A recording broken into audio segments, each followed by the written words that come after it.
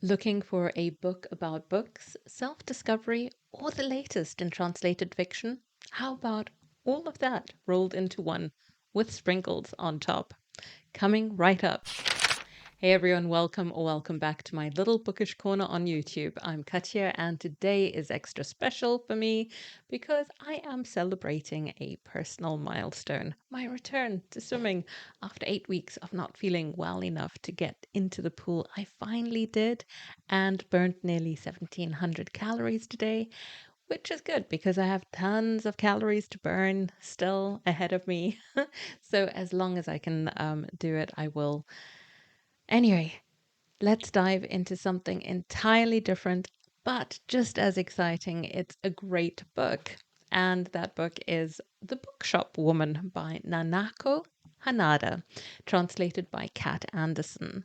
Now, this book was published by Brazen on June 6th, 2024, so it's really recent and was an instant bestseller in Japan when it was first out there in its original Japanese in 2018. It offers a charming memoir that beautifully explores the world of books and shines a spotlight on the journey to self discovery. Nanako Hanada is at a turning point in her life when we join her for this memoir. Having recently separated from her husband, she's been living in hostels and internet cafes, and her job at the Village Vanguard bookstores is feeling really stagnant. She's gotten to the point where she's even losing her love for books, which to her would be a tragic thing, which I think a lot of us can actually relate to. To spice things up, she joins a meetup site called Perfect Strangers, branding herself as sexy bookseller who gives personalized book recommendations. Now, her profile attracts some unusual characters at first, which you can imagine, but she reflects on these interactions with really self deprecating humor that makes her incredibly likable and interesting as a main character of her own story. So, despite the occasional weird interactions, following her for her year becomes one of those really fascinating things about how she does her best to tackle her perceived inaction of previous years to really put herself out there. Over the next year, she meets many people, forming unexpected friendships with men, women, everyone from diverse backgrounds, all Japanese though. She rediscovers her love for books, with some friendships being short term, while others last well beyond the publication of her book. And if you enjoyed Welcome to the Hunamdong Bookshop, Before the Coffee Gets Cold, or what you're looking for is in the library, I think you'll find a lot to love in The Bookshop Woman.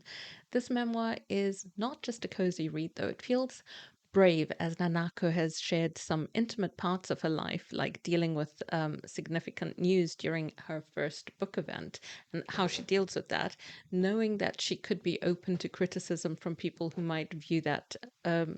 A different response was due.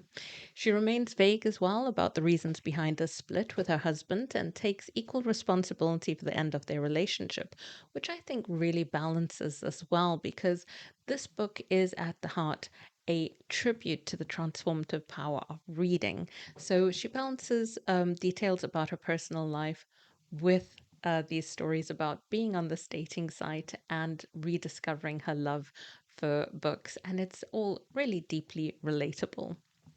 So let's break it down. The good. We've got engaging narration. Nanako's voice is wonderfully authentic. Her humor and honesty bring her journey to life, making it really easy to connect with her. The idea of joining a dating site to offer book recommendations is unique, and that's something she really tried to play up while she was dating. It is fascinating to see how her passion for books connects her with diverse individuals. Now, Nanako's transformation is inspiring. Her journey from feeling lost to finding new friendships and rekindling her love for books is beautifully portrayed. It is obviously not a one size fits all, but you will love this general idea of how she goes about it and what works for her. It's definitely not for everyone to follow her path. Yeah, we most definitely have our own ways of going about things.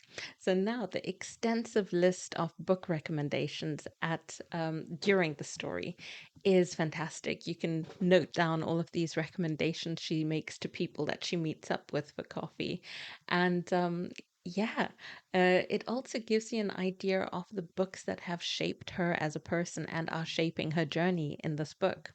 The not so good, I'd say, is that as a memoir, we get a lot of her introspection about the people that she meets. And there are some downsides because it has pacing issues at times. But overall, it's really good to have that introspection because we get to know her better as a person.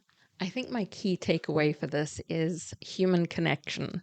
So, the Bookshop Woman highlights the importance of human connection and how shared passions, such as the love of reading, can bring people together. Rediscovering passion as well. Nanako's story is a powerful reminder that it's never too late to find new passions and reinvent yourself, or to reignite passions that are dwindling, such as her love for books was doing before she went through this journey. So the memoir is just beautiful. It shows how books can connect people, foster communication and empathy. I guess what I'm saying is, in a nutshell, The Bookshop Woman by Nanako Hanada is a delightful, light, and touching nonfiction book offering a glimpse into bookselling in Japan, as well as the quirky side of people that she meets. It is a story of how books can help us connect with one another as well as lead us back to ourselves. So the average rating on Goodreads is 3.7 stars, and I'd rate it 3.75 on Storygraph. But due to the way that Goodreads does things where you can only give full stars, I'll be rounding that up. And for me personally, I'll be doing 4 stars on Goodreads. Another comparison, actually, that's just come to mind is the popular book I Want to Die, But I Want to Eat Tteokbokki, which was translated from the Korean and I read, I think, 2 years ago. And I think the sequel is out this year. But it's a book on self discovery and it's memoir based, but it is very much about the author's therapy sessions. Now, I rated that one 3 stars. I enjoyed it. And if you've read that book, I would say that this book has an edge on that for me personally because it has more focus. Also, Hanada is at a stage where she's being extremely proactive, and that makes really fun, interactive reading experience. So, yeah. I enjoyed it. If you've read it, let me know what you thought. And if you're going to pick it up, let me know that too. Thanks so much for watching.